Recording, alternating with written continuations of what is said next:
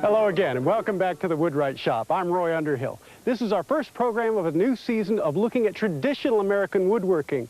And we're in the right place to begin, too, because this behind me is Gunston Hall, the home of George Mason, father of the Bill of Rights. And inside are a lot of firsts. In fact, this porch on the back is the first Gothic revival work in all of America.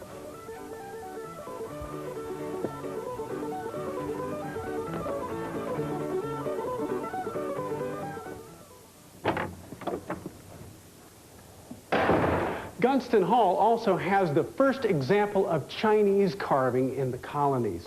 This fantastic joinery, the magnificent Palladian room, the incredible staircase, all done by a 21-year-old indentured servant just over from London, name of William Buckland. Well, we're going to see how to make something today from this house, but a little bit more modest than the joinery and carving that you see here. In upcoming episodes of the Woodwrights Shop, we're going to explore as much of the rainbow of American woodworking as we can. Everything from Cree trail toboggans to the African legacy to a trip to England to even Appalachian folk toys. But we want to begin right here in George Mason's library. Now, both Mason and Buckland were learned men, and their libraries were important to them. Now, part of Mason's library is this right here. What is this, a pole? No, it's a folding library ladder, and legend has it was given to Mason by Thomas Jefferson. Well, Thomas Jefferson is not giving them out anymore, so if you want one, you're going to have to make it. And that's what we're going to do.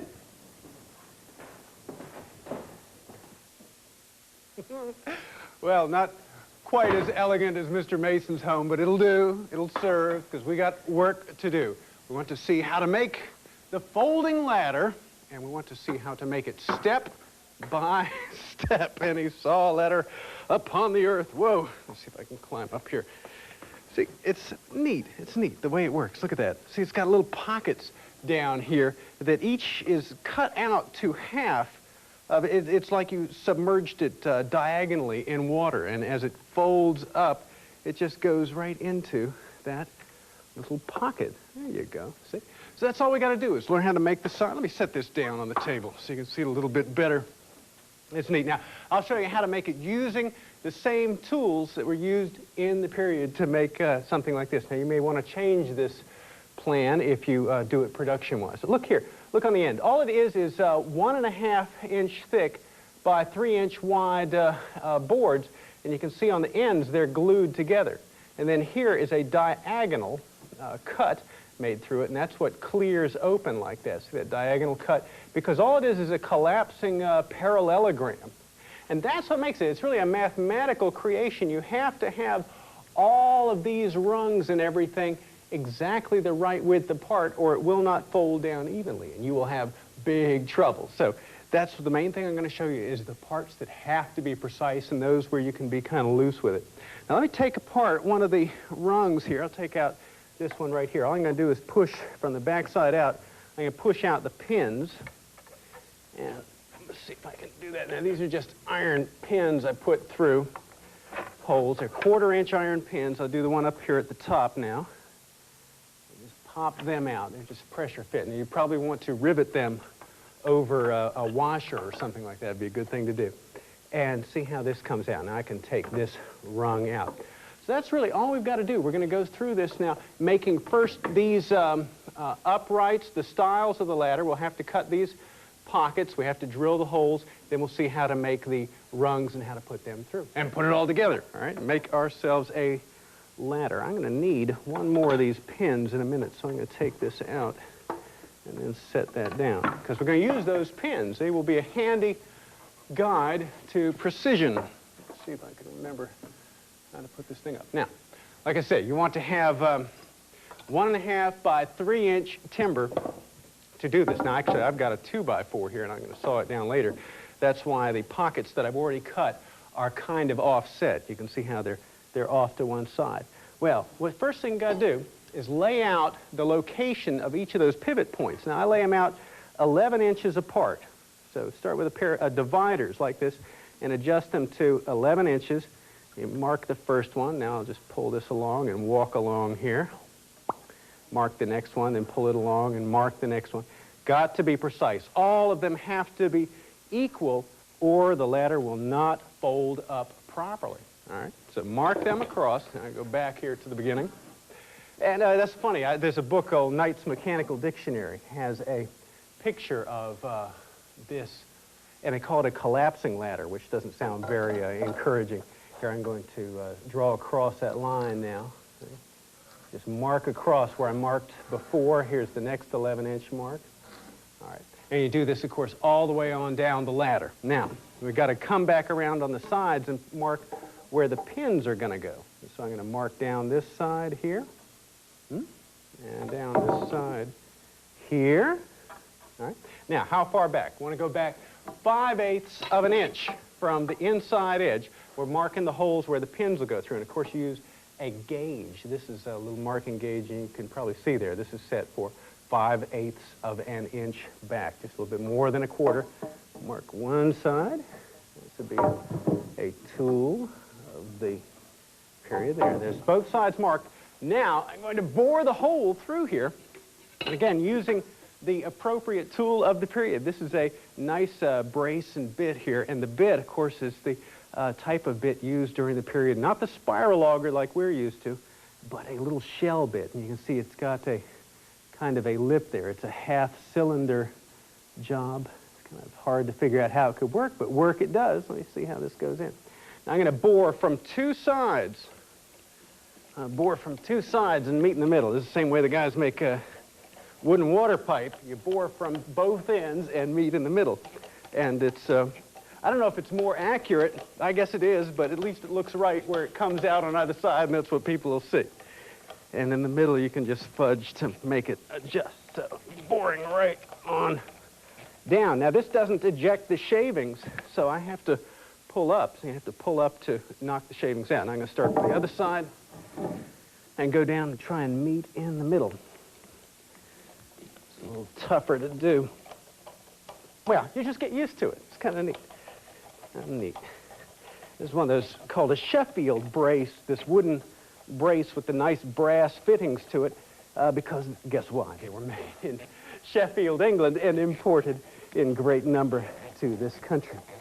And there we are. I think we're through because I can see sawdust falling out on the bottom side. Now pull out, and we're done. Now we've got to bore another hole in the face to start the cove. You can see on this one, it's a round hole here, and then it dives down to, see, I start with a round hole here, and then hollow down to it, hollow down to the hole that I bored here. So that's the next step. Shove this back out and change bits. Now this is what's neat about the this kind of brace. See the button there? That button releases the catch, and there's a little hook on here. So you take that bit out and put this one in. You can see the little hook right there, which goes on the opposite side from the button. So push the button. Actually, let me do it without pushing the button. You'll hear it click. Ah, yes, the sound of authority. There it is. And now I can bore the hole. Now this bit is called a center bit. I have to mark its location. Actually, I've already done it, but use a double tooth marking gauge here. This is a marking gauge with two teeth on it, and it will align the place where this trough is going to be cut down the middle of the board here. All right? Put this right in the center, called a center bit. And a very simple looking thing. Again, something from the 18th century. You see how the pike has inscribed it now. See how the pike has cut a little circle, a little bit of drops of perspiration falling down there. It's cut a circle, and now it'll be able to cut the rest of the way down all of its own. And you think, gosh, that's a rough-looking tool. But when we're done here, you will, I hope, be pleasantly surprised by what a nice hole the old center bit will do. I lived up in the hills in New Mexico. We still do a little bit here. We had an old block of wood with holes bored in it let me get this out. Holes bored in it like this, and we put the drill bits in standing up, and it get real, you'd be working around there one night.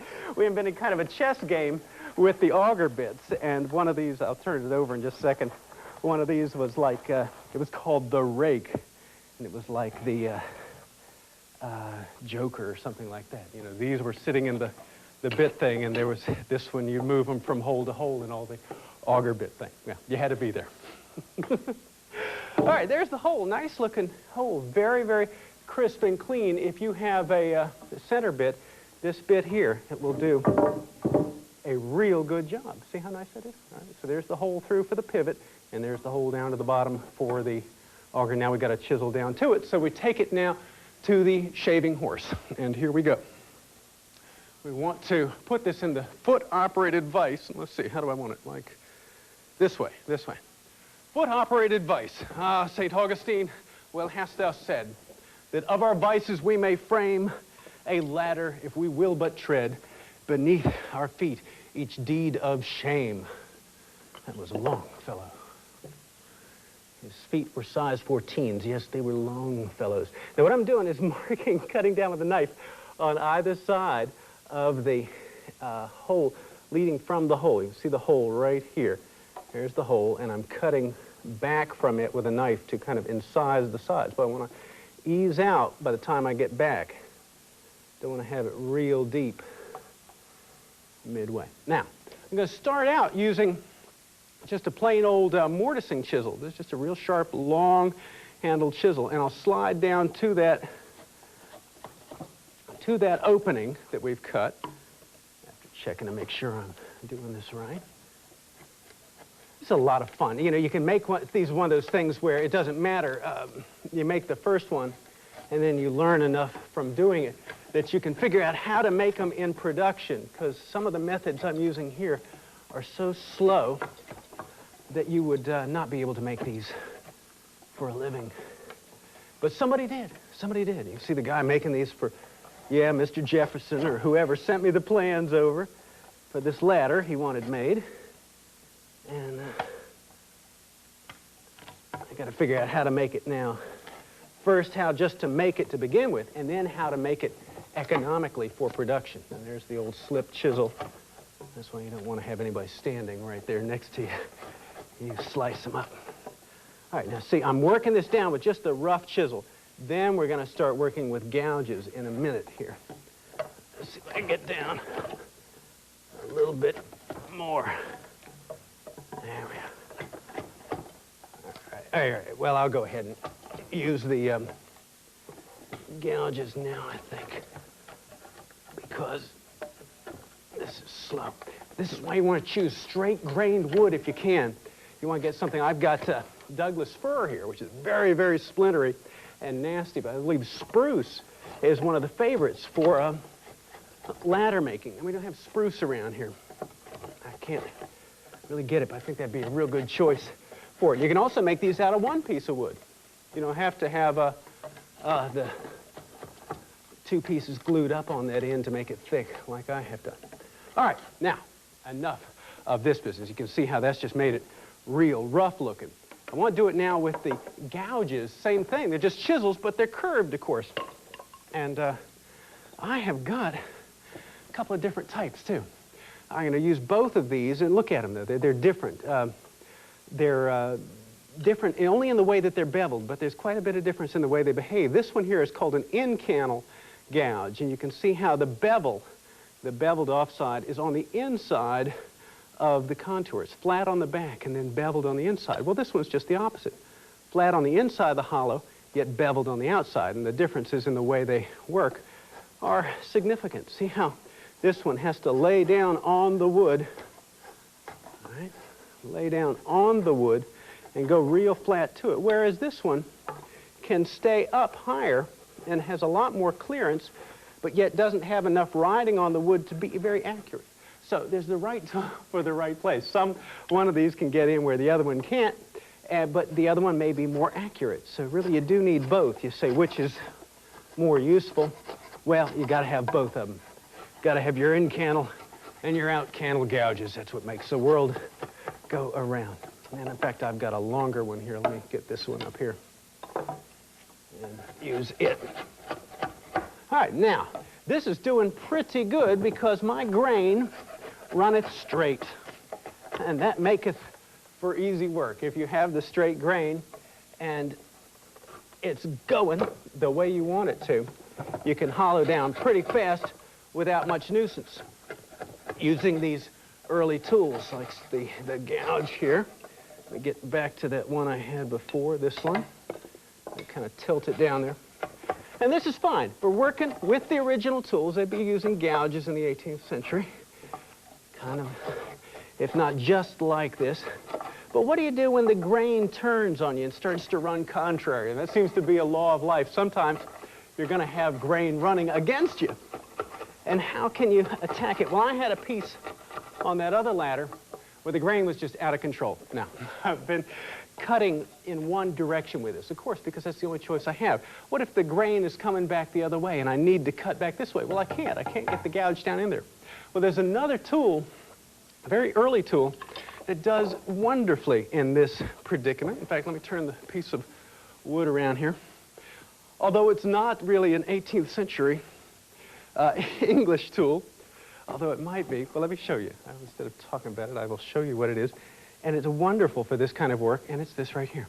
This is called a crooked knife. This is a Native American design, a crooked knife. And you see how the varying angle here allows it to cut a number of contours. What this does is this is a chest of carving gouges, in candle, out candle. It can do all sorts of stuff. I can take it and pull down towards me. In fact, let me cut. You can cut right and left-handed. You see how this will take a beautiful shaving, and I can cut to the bottom. And it's just leaving the smoothest finish because it's kind of a skew cut. You can twist the thing to one side and hook and take a skew cut down there. Beautiful, beautiful work. But the nice thing is, you know, this is pulling towards me and going with the grain, but it can also do something that other chisel couldn't, which is go up away from you, from the bottom up. So you can cut this way if the grain starts giving you trouble. You've got twisted grain, which I don't have here. That's how you can straighten it up. So, very, very, very handy number of tools you can use. Now, you just keep taking, here's one. Take a round, a ladder rung that you have made, and keep setting it in there and seeing that it looks right. And it should look like that ladder rung is kind of half, like diagonally submerged in water. It should be just touching it here, so I can see I need to carve a little more right there, and this should be well down in there. All right? That's all you need to do. Just carve out that inside. You got it. Now you got to make the rungs for this thing. Now, they have to be, in fact, at one time it was required by law that they be split white oak. You could not use sawn pieces of wood. Now, these, of course, were for London fire ladders, but you want white oak. You want to split white oak to make your rungs because you will follow the grain. Now, I've got a froe here to split this with, and it's, well, let me go ahead and split it first so you can see what this does. Just start it on the wood and drive it in with a mallet, and it cracks it at the top. Then I pull back on it, and it runs the split all the way down and splits the piece of wood like that, see? I've kind of got a fat piece on here. Let me pop that off, too. This froe, though, is made from a car spring. See what that is? This is the shackle part right here, and this was an old leaf spring from an automobile. You say, well, that's not very historic. How could that? Well, the concept is very historic. In fact, I've been always looking for one of these things. I finally found one, and lost it again. This is a froe, a very old froe, but it, instead of being made from a automobile leaf spring, is made from an 18th century axe head. If you see the eye here, look how thin that is. Now, you've seen axe heads. They don't look like that. Well, they did in the early 18th century. Very, very thin, big handle like that. Well, some blacksmith took, or just, he didn't have to be a blacksmith, just the fellow who wanted to do it, took that axe head and beat it out into a froe. So it's not swords into plowshares, but axe heads into froe heads. Well, it's an old concept, just remaking stuff to do it. So split the wood, in any case, however you do it, and you get these billets of oak, and then start shaving them down. Now, I've got the shaving horse here, and I've got a draw knife, a very, very sharp draw knife. And see how this works? Wood-operated vise to hold the wood, and you just start shaving it down. You just pull back, real sharp tool. This is called a draw knife, and you pull it towards you like this. It's operated right at the person who's using it. You want to be real careful not to pull back too far, because that's what happened to my half-brother. Well, anyway, you just pull back and shave it down, doing long strokes, and that makes it real straight. All right? Take off the corners and just keep turning it around, and try and just start with a square, go to an octagon, I guess, and work your way down till you approach the round. And you want to choose oak that grew a little faster than this. Do you see how this is crumbling? I should not use this for a ladder rung. It's crumbling instead of taking off long shavings. The fibers in this oak are way too short. I don't like the sound of it. So I probably shouldn't be using it for a ladder rung, and in fact I won't. But it sure does shape out real nicely. All right, now that's about enough for the draw knife. We're going to use another tool now. I've got two of them, in fact. I'm going to use just one of them. Spoke shave. Here, this is a little spoke shave I've got. If you've ever seen one of these, this is a double iron spoke shave. You see it's got one concave place right there, and then a single flat iron place. Now here's another tool too. This is called a Wheeler's Jarvis. It's more of a scraper, but it'll allow me to scrape down this and just round it up a little bit more. See, I'll try the Jarvis first. Just pulling towards me. And these, I'm sorry, these are supposed to be 1 inch in diameter, and they are 10 3/4 inches long. The holes that we bored were 11 inches apart. These are 10 3/4 inches. That'll give us a little bit of clearance on the end. Now let me try the shaving, the poke shave here. See, now it's starting to get real smooth. All right. Now it's getting smooth. I keep turning it end for end. You can smooth it up real good. So that's working with a spoke shave. And it's really just kind of a short plane, bringing this down to 1 inch in diameter. And there's another way you can do it. You see, there's just no end to this stuff. I've got just a regular, a plain plane. This is just a molding plane. I can work it right here on my leg. And it's just a concave. You can see how the bottom is hollow here. And it's hollowed to the, whatever you call it, the radius of 1 inch, or actually a radius of 1/2 inch. And just working it down my leg, it will smooth and straighten this whole thing and bring it to 1 inch. See how I was high on the outside ends? But this is a real good way to do it. Now you think, well, that's about all the ways there are. No, one more. Let me get out the rounder plane, because this is also called a rung engine by people that make ladder rungs. They wouldn't use a sapling, but look at this thing. It's like a pencil sharpener. In fact, it's a piece of dogwood here. You can tell by the bark that this is a block of dogwood, and it has a blade in it, and it cuts like an endless pencil sharpener. So on a good piece of oak, you can turn this thing around, and it will shave it down its entire length, just kind of unwrapping it. And if you want to make ladder rungs, there's a real good way to do it. And I use this for making rake handles and this sort of thing. See how that works? Just a blade put in there. If you made one 1 inch in diameter, you make good ladder rungs. But that's not the way I'm going to do it. All right, enough of that. We got our rungs. And let's see if I got another one here. I had another one. I'll take them and now bore them, because this is where the precision comes in. I think I've got everything from here. If I don't, I'll come back and get it.